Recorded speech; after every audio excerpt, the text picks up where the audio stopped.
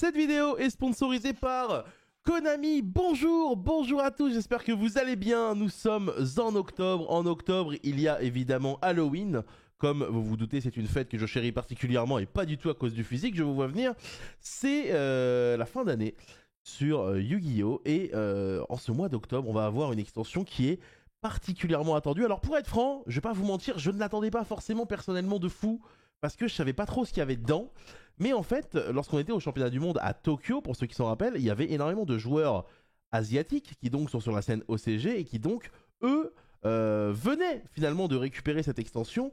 Et ils adoraient, ils m'ont parlé de support Horus, ils m'ont parlé de Diable Star, je sais pas exactement ce qu'il y a dedans, mais ils disaient qu'il y avait énormément de cartes impactantes dans leur méta à eux, et si c'est impactant chez eux, ça sera forcément impactant chez nous, vous vous en doutez.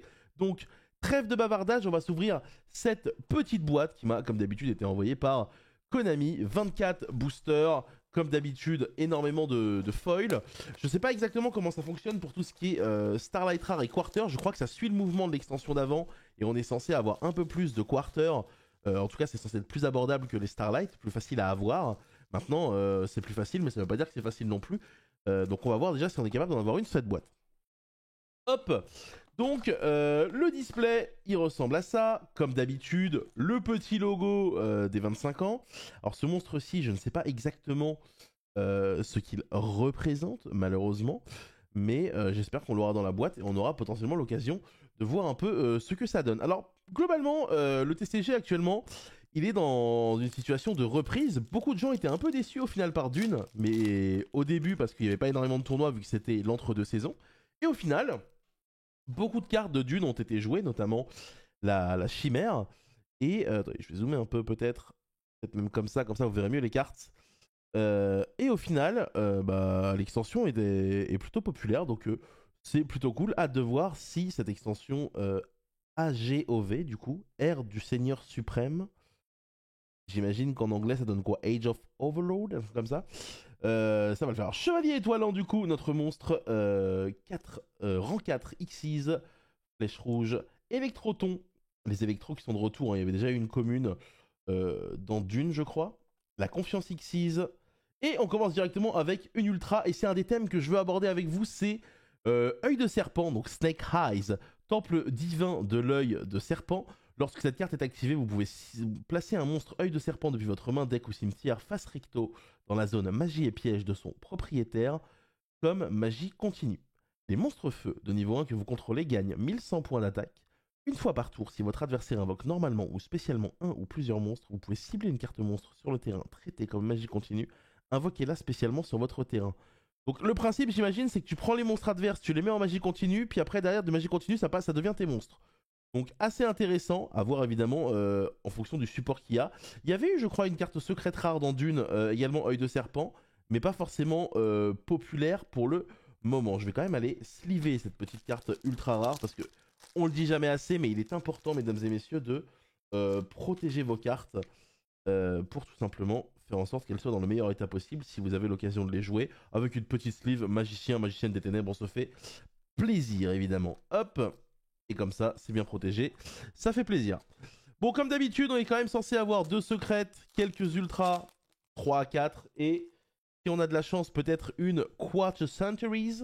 Donc les éditions des 25 ans. UFO Lumière, tiens marrant, la tortue UFO qui faisait partie des monstres feu à l'époque. Mais cette fois-ci, ça va être un monstre illusion, le nouveau type, on le rappelle, qui a été introduit dans la dernière extension. Le papillon rose, fin TG. Alors oui, on m'a dit que les monstres TG revenaient aussi. Moi, j'ai connu les TG à l'époque de Loup de guerre, Rhino TG, Attaquant TG, et il y en avait un troisième. J'ai plus son nom, mais vous allez forcément me le dire dans les commentaires. Et on jouait ce monstre synchro synthoniseur de niveau 5 qui s'appelait Magicienne des Merveilles TG. Donc hâte de voir un peu ce que ça va donner. Et écoutez, là, ça va être notre super rare. On va pouvoir voir directement. Attaquant puissant TG, guerrier synchro synthoniseur effet de niveau 2. Une fois par tour, durant la main phase de l'adversaire, on peut en effet rapide, immédiatement après la résolution de cet effet, invoqué par synchronisation en utilisant cette carte qu'on contrôle. Un peu comme formule synchronique finalement. On peut utiliser chacun des effets suivants de attaquant TG qu'une fois par tour. S'il est invoqué par synchronisation, on peut ajouter une carte magie piège TG de notre deck à notre main, donc c'est un tuto. Si il est envoyé depuis la zone monstre au cimetière, on envoie une carte TG depuis le deck au cimetière. Donc c'est un tuto, et lorsqu'il quitte le terrain, on fait foolish, donc sacrifice inutile. ça peut être très très intéressant pour le coup pour le deck. Et c'est en super rare, donc c'est assez abordable de manière générale. Par contre, Ken le guerrier dragon, ça va un peu moins nous intéresser. Poupée de mariée maudite, l'aube Ogdoadik. Pardon. Omnibladix. Essayez de le dire à un repas de famille après quelques verres, vous verrez, c'est pas si facile. Hop. Allez, on continue. Troisième petit paquet, le pan ombre Shinobaron. Electro Royaume, donc encore du support pour les Electro. Lightworm, Roi Suprême Dragon, un monstre pendule. Electro Kiyuki. Alors on est sur des raretés très très basses hein, pour le moment sur le support Electro. Grondement synchro. Carte magie, si bien un synthoniseur, un monstre synthoniseur dragon de niveau 7 ou 8 dans votre cimetière, invoquez-le spécialement en position de défense. Et aussi le reste de ce tour, après la résolution de cette carte, vous ne pouvez pas invoquer spécialement depuis l'extra deck, sauf des monstres synchro. Si un monstre synchro dragon de niveau 7 ou 8 ou dragon cramoisi que vous contrôlez vont être détruits au combat ou par un effet de carte, vous pouvez bannir cette carte depuis votre cimetière à la place. Intéressant ça, c'est une carte qui s'ajoute parfaitement avec le deck de structure, le Rat Cramoisi qui est sorti il y a quelques jours/semaines. Donc plutôt intéressant comme carte. Si jamais vous avez voulu, si vous recommencez le jeu tout simplement avec cet archétype-là, bah vous avez des cartes directement dans l'ère du Seigneur Suprême qui vont se mettre parfaitement avec cette petite extension, avec ce petit deck de structure, et ça fait plaisir.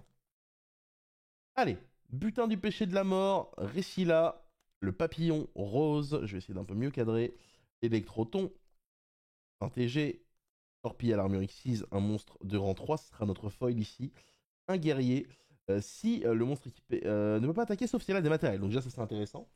Deux monstres de niveau 3 pour l'invoquer. On peut détacher deux matériels de la carte pour piocher une carte. Ensuite, on peut utiliser donc cet effet qu'une fois par tour. On applique les effets tant que cette carte est équipée à un monstre.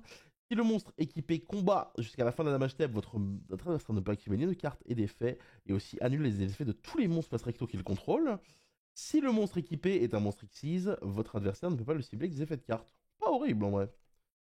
Pas horrible du tout. Poupée de marée maudite. Nemleria, tiens, l'archétype favori de Doc en ce moment, qui est peut-être renforcé ici. Et l'esprit de la Terre servant, Géo Gremlina, les esprits de la Terre, vous en rappelez, c'était dans Yu-Gi-Oh! 5Ds qu'on pouvait les retrouver.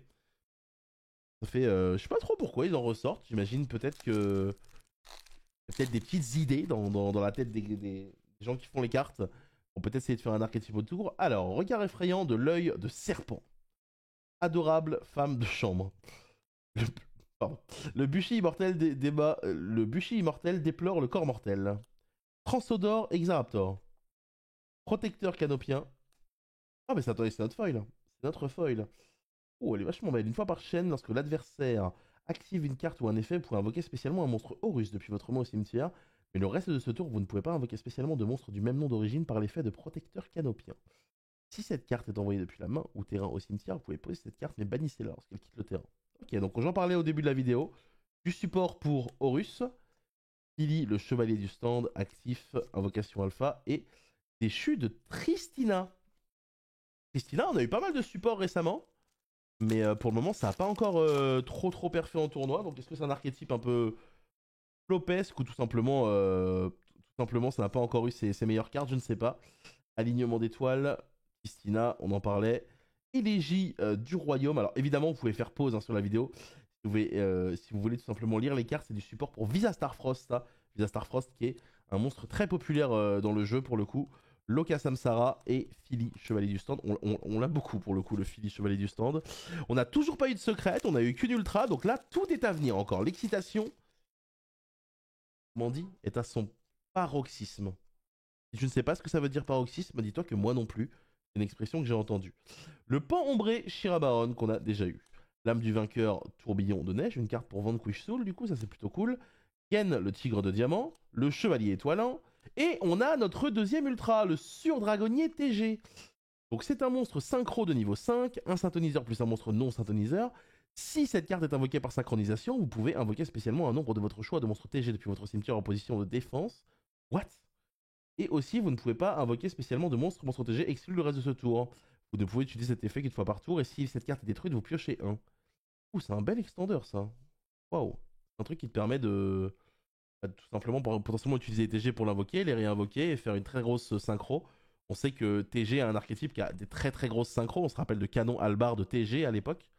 Voilà. Donc ça peut être potentiellement très intéressant ça comme carte. Ken le dragon. Aube. concours de cuisine et le miracle du roi suprême. Allez, on continue. Allez, je vais voir ma première secrète. Je veux kiffer. Laisse-moi, ça me fait kiffer. Je suis dans mon élément, ma keto réalité. Electro Royaume. Regarde l'œil de serpent, le papillon rose. Encore un grondement synchro, le concours de cuisine. Bon, malheureusement, ce booster, on n'aura rien de nouveau à se mettre sous la dent.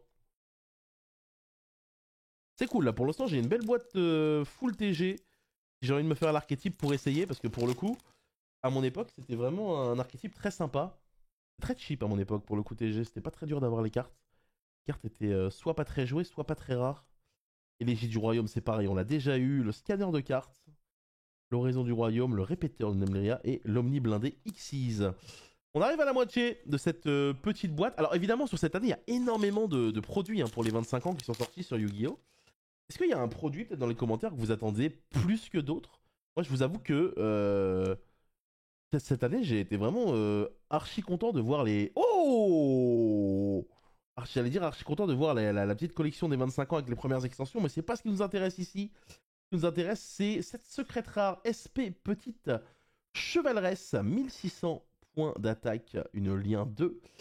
Si cette carte est invoquée par lien en utilisant un monstre fusion synchro X6 ou lien comme matériel, on peut cibler une carte dans l'un des cimetières, on la bannit. Et aussi, vos monstres ne peuvent pas attaquer directement ce tour.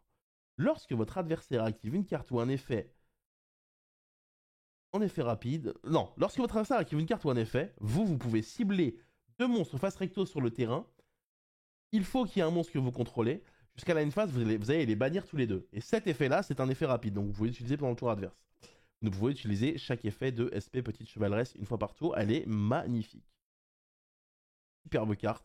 On va évidemment directement sliver. Je la trouve vraiment très très belle. À voir évidemment son efficacité. C'est une lien 2, donc c'est assez facile à faire. Il y a pas mal de polyvalence. Il y a une petite contrepartie, c'est qu'on peut pas taper ce tour.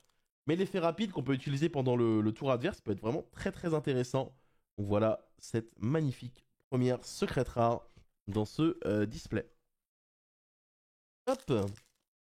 Qu'est-ce que je kiffe pour des packs comme ça. Vraiment l'excitation d'ouvrir... Le mieux c'est vraiment quand vous ouvrez une série où vous connaissez pas les cartes dedans, je vous jure c'est incroyable.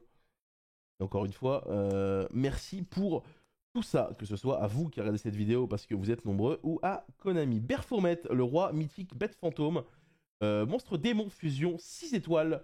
Il faut 2 monstres de type différents, bête démon ou illusion pour le faire. Le nom de cette carte devient chimère, bête mythique volante lorsqu'elle est sur le terrain ou dans le cimetière. Vous pouvez utiliser chacun des effets suivants une fois par tour. S'il est invoqué par fusion, on envoie un monstre bête, démon ou illusion depuis le deck au cimetière. Durant le tour de l'adversaire en effet rapide, on peut bannir cette carte depuis le cimetière, puis cibler un de nos monstres bête, démon ou illusion pour l'invoquer spécialement. Oh, ça a potentiellement une carte qui peut rentrer dans l'archétype Branded Chimera, archétype qui existe depuis Dune. Donc clairement, quelque chose qu'on a envie de voir. Du renfort pour cet archétype. Je sais qu'il y a beaucoup de gens qui ont vraiment été très contents de pouvoir associer les nouveaux monstres illusions avec les monstres branded. Donc c'est plutôt cool. Alors, l'électro Kiyuki, l'électro-ton, le transodore, le porteur de combat, le frère de l'œil de serpent, frêne de l'œil de serpent. Ce sera notre super rare ici. Maître Tao, le chanteur, Promis, Éminence, Gaïa, force implacable, excusez-moi, au rayon du royaume et Omni blindé Xyz. J'ai hâte de voir. Il y a beaucoup de gens qui m'ont dit que l'archétype Rescue Ace allait être vraiment extrêmement fort grâce au support de cette extension. Mais je crois qu'on n'a pas encore eu, et on va peut-être pas l'avoir d'ailleurs, la carte très intéressante. Oh, deuxième secrète, mesdames et messieurs. Douamoutef. Bénédiction d'Horus. On en avait parlé beaucoup de cartes Horus dans la série. Si vous contrôlez Sarcophage du Roi, vous pouvez invoquer spécialement... Oula, je vais peut-être un peu essayer de zoomer vu la taille du texte. Attendez, je regarde si ça fait bien pour vous. Ah, c'est pareil en fait. Hop. Vous ne pouvez invoquer spécialement... Alors attendez, si vous contrôlez Sarcophage du Roi, vous pouvez invoquer spécialement cette carte depuis votre cimetière. Très bien, ça c'est gratuit, c'est correct. Vous ne pouvez invoquer spécialement Douamoutef qu'une fois par tour de cette façon. Il gagne 1200 points d'attaque et de défense pour chaque monstre Horus qu'on contrôle. Si une ou plusieurs cartes qu'on contrôle quittent le terrain par un effet de carte de l'adversaire, tant que cette carte est dans votre zone monstre, vous pouvez piocher un nombre de cartes égal au nombre de monstres de nombres différents dans votre zone main monstre. Ok. Alors ce petit X, c'est qu'il a 0-0, mais il est censé être boosté. Donc intéressant. Très très intéressant, je vais évidemment le sliver. Et le reste du booster, évidemment, ce sont des communes. Donc voilà, ça c'est nos deux secrètes. Maintenant, il faut espérer avoir une jolie quarter. La carte est magnifique par contre. Autant je doute un peu de son efficacité, mais je connais pas trop le support Horus. S'il y a un gros support, évidemment, ce sera fort et vous pourrez vous moquer de moi. Mais par contre, la carte est magnifique. Oh là là. Un jour, je ferai un pack opening avec Christina Cordula. Elle va me dire t'es qui bolos. Allez, on est parti, on continue. Le pan, ombré, Chino-Baron, Chevalier étoilant, alignement, Confiance Xyz, Aile de lumière. Ça sera notre carte foil qui nous permet de jouer avec des pendules, puisque c'est une carte qui vous permet d'ajouter un monstre pendule Roi Suprême du Dragon, Roi Suprême du Portail depuis le deck à la main. Et ça l'invoque spécialement en fonction de si vous remplissez les conditions ou pas. Hop. Et le reste, ce sera évidemment des communes, les amis. Tac. Allez, allez, il nous reste quand même pas mal de paquets. Il me reste, je pense, allez, un peu moins de 10. J'aimerais vraiment qu'on puisse se régaler avec une petite carte qui brille de partout. Un peu comme Greg le millionnaire, je brille de partout. Pareil, alignement, porteur, le pont de communication, pardon. Choisissez un monstre contrôlé par l'adversaire et votre adversaire envoie l'un des suivants au cimetière. Le monstre choisit les monstres qu'il contrôle. Votre adversaire doit contrôler minimum 3 monstres pour que vous puissiez activer et résoudre cet effet. Donc du coup, il a 3 monstres. On en choisit un.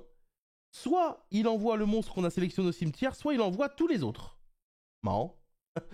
C'est vous laissez un choix à votre adversaire qui est pas facile à résoudre. Hein. C'est la mort ou Chichi. Vous avez évidemment la référence. Hop.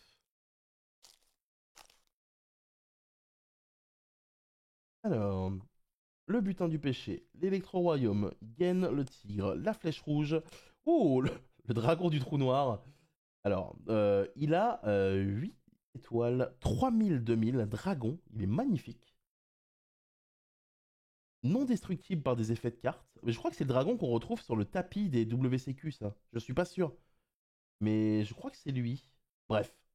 On voit le trou noir hein, derrière, comme la carte de la première extension. Vous ne pouvez utiliser chacun des effets suivants de dragon du trou noir qu'une fois par tour. Si un ou plusieurs monstres sur le terrain sont détruits par un effet de carte qui ne le cible pas, vous pouvez invoquer spécialement cette carte depuis le cimetière.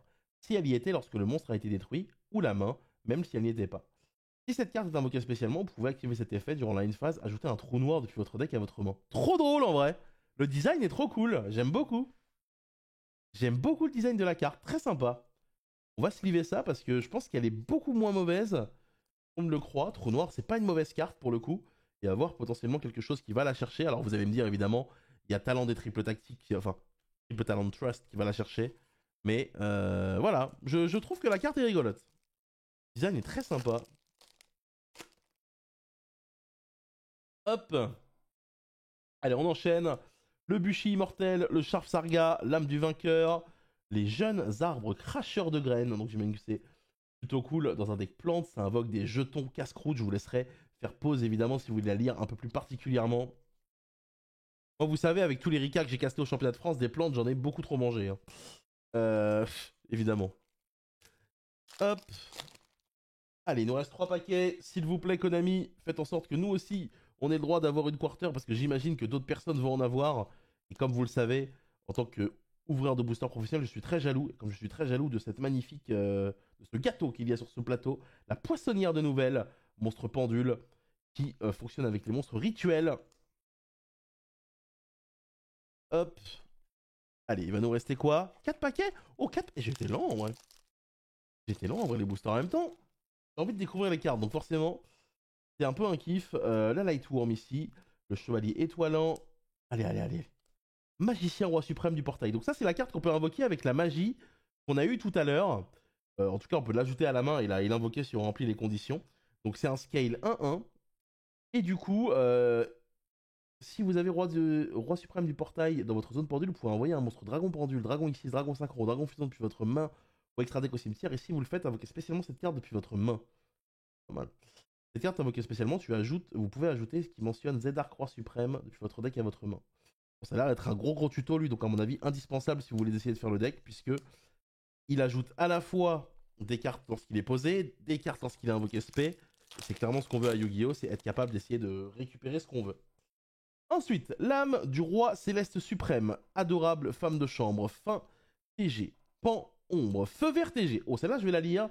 Tous les monstres TG, du coup c'est une magie continue, sur le terrain deviennent des monstres machines. Durant votre main phase, vous pouvez invoquer normalement un monstre TG en plus de votre invocation pose normale. Oh, une invocation en plus.